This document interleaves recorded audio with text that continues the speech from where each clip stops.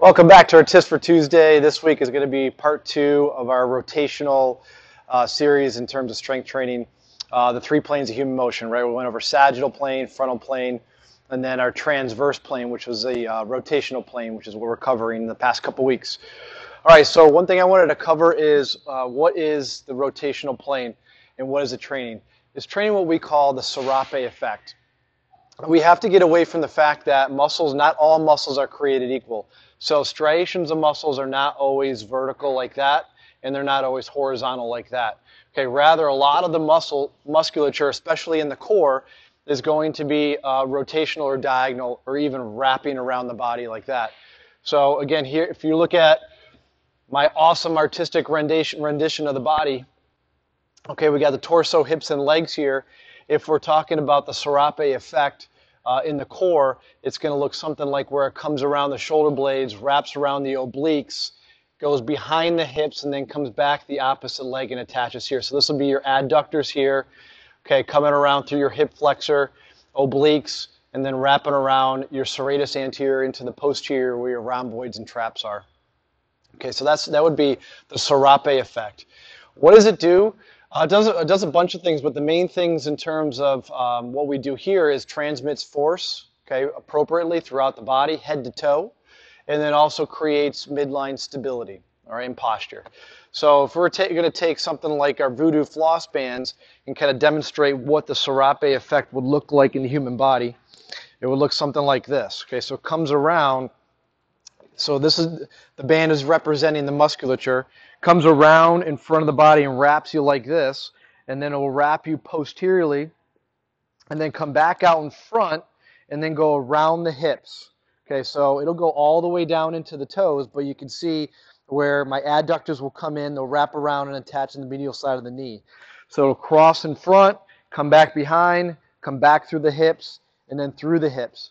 All right, so that's the Serape Effect. So again, getting away from the fact that not all muscles go like this or like this, they'll actually come in a diagonal pattern. So we have to train these muscles in that type of fashion. All right, so last week we went over crossover back step-ups for lower extremity, transverse plane, and rotational exercise. Today I'm going to give you guys 2 upper body exercises, 1 pull, 1 push. All right, so we're going to bring that over here on the floor, and we're going to take one of our static core exercises, our side bridge. So side bridge would be, here's a scaled down version of that with knees bent. Okay, and then the more advanced version are legs straight. Okay, so that would be our side bridge. But we're going to take that and add a rotational component to it. So I'm going to come in here like this. I'm going to take a dumbbell. It's got just a light dumbbell. I'm going to bring it under my body and do a posterior reach. And then I'm going to bring it up into that anterior position and then over into a T over my body. And then from here, I'm going to come down, do that posterior reach, and back up. So I'm getting a little T-spine twist here, and again into that T position.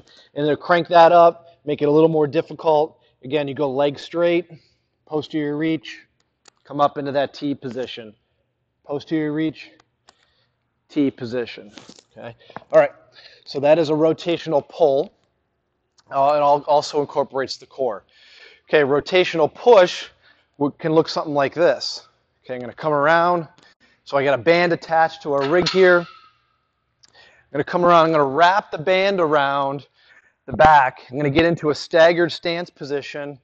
My free arm is just out and straight, riding along the band, and I'm in a press position. Okay, from here, I'm going to get into a press and then a punch. So I'm getting a scapular punch in here, okay, to incorporate the serratus anterior. So I'm coming back here, right, punch. I'm also getting some subscapularis in here as well, too. So again, I'm getting that midline, torso control. I'm getting the press, and then getting my scapulothoracic involved with that extra punch or plus.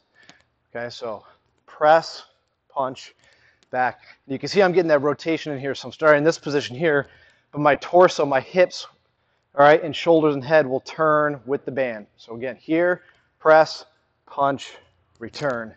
Press, punch, return. Okay. All right, so that's 2 transverse plane rotational exercises to, again, train that Serape effect of diagonal muscles. All right, so that concludes our rotational series. We'll pick it up again next week. See you then.